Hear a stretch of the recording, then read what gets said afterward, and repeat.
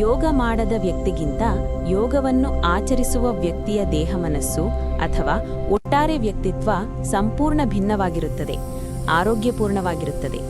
ಬೊಜ್ಜು, ಒಬೆಸಿಟಿ ಈ ಸಮಸ್ಯೆಗಳ ಭಯವಿಲ್ಲದೆ ಹಾಯಾಗಿರಲು ಯೋಗ ಸಹಕಾರಿಯಾಗಿರುವುದರ ಜತೆಗೆ ಮಾನಸಿಕ ಒತ್ತಡವನ್ನು ಹೊರಹಾಕಲು ಮತ್ತು ಕೋಪವನ್ನು ನಿಯಂತ್ರಿಸಲು ಸರಳ ಉಪಾಯ ಯೋಗ. ದಿನನಿತ್ಯ 1 ಗಂಟೆ ಯೋಗಕ್ಕೆ ವಿನಿಯೋಗಿಸಿದರೆ ನಮ್ಮನ್ನು ಕಾಡುವ ಹಲವಾರು ಮಾನಸಿಕ ಮತ್ತು ದೈಹಿಕ ಸಮಸ್ಯೆಯಿಂದ ದೂರವಿರಬಹುದು.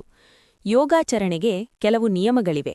ಯೋಗದಲ್ಲಿ ದೇಹದ ಚಲನೆಗಿಂತ ಮನಸ್ಸಿನ ಮೇಲೆ ಗಮನಹರಿಸುವುದು ಮುಖ್ಯ.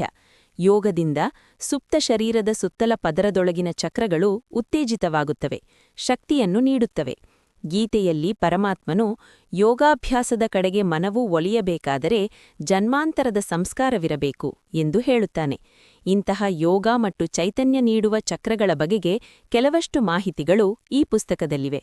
ಚೈತನ್ಯ ಚಕ್ರಗಳು ಪುಸ್ತಕ ವಿ.ಆರ್. ಭಟ್ ಹಡಿನವಾಳ ಅವರ ಈ ವಿಶೇಷವಾದ ಪುಸ್ತಕ ನಿಮ್ಮ ಆದ್ಯ ಪುಸ್ತಕ ಭಂಡಾರದಲ್ಲಿ ಲಭ್ಯವಿದ್ದು, ಪೋಸ್ಟ್ ಚಾರ್ಜ್ ಸೇರಿ Rs 330 ತೆಗೆದುಕೊಳ್ಳಲು ಸಂಪರ್ಕಿಸಿ 9036403740.